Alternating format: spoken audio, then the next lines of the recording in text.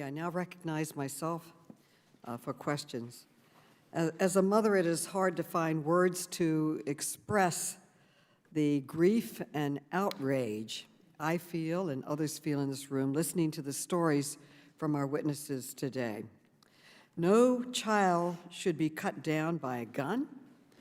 Lexi Rubio should have been able to grow up, live her dreams, become a lawyer, major in math, visit Australia.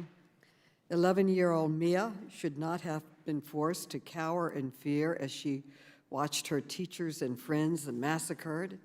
And the close-knit, vibrant Jefferson Avenue community in Buffalo, many of whom came today to stand with us, should not be forced to reckon with the violent deaths of friends and loved ones gunned down by a racist with an assault weapon.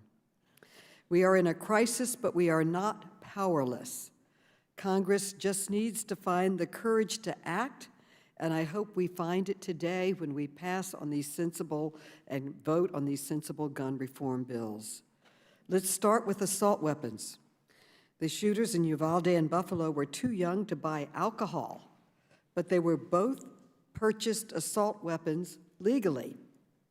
Ms. Pringle, as an educator, your organization represents millions of teachers, some of whom have witnessed horrific gun violence, some of whom have been murdered, and its aftermath. Would banning assault weapons save the lives of teachers and students? It absolutely would. There are many other common sense steps that we can take. We can strengthen background checks, raise the minimum age to buy a gun, require waiting periods.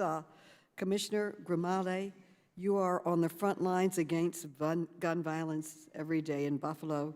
Would these common sense measures save the lives of police officers and others in your community? They absolutely would.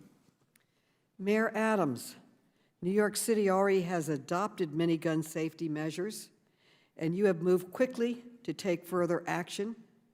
But guns from other states with lax gun laws keep flowing into New York. Why is it so important that we pass federal gun safety laws? As we indicated, we removed 3,000 guns off our streets.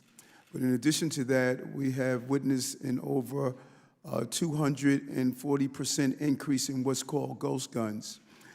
If we don't have a combined effort with the intervention items we're putting in place, the prevention, and also stop the flow, many of the guns that we're witnessing are purchased or stolen from outside our state. One gun in particular, a suspect was found with a gun and was stolen in July 27, 2020.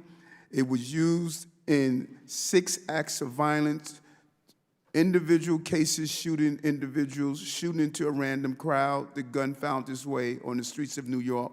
So it's more than what we do locally. We need assistance with the partnership of the federal government to stop the flow of guns in our cities.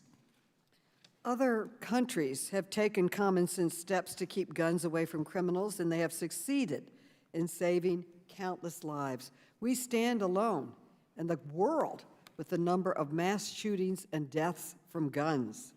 And as you can see in this chart, the American people overwhelmingly support gun safety reform. So, Mr. Cipollina, in your view, why has Congress failed to adopt these common sense measures that most Americans and most countries in the world have adopted?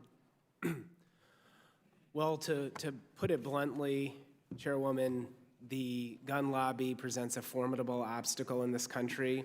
Oftentimes, and you've heard it already today, the Second Amendment is used as a reason to not advance common sense gun reforms, even while the court has not said that the very reforms that you're proposing would violate. Quite the opposite, the courts have upheld over and over and over again. So the lobby does what it sees as its job to make every gun law one step closer to confiscation, which is a lie. Conspiracies abound about the government coming to take your guns. And that gets into the head of well-meaning lawmakers who are afraid that people will believe that those myths are true. They're not true. We can do an awful lot to save American lives by passing these laws. We have lost too many lives to gun violence. It's long past time for Congress to act.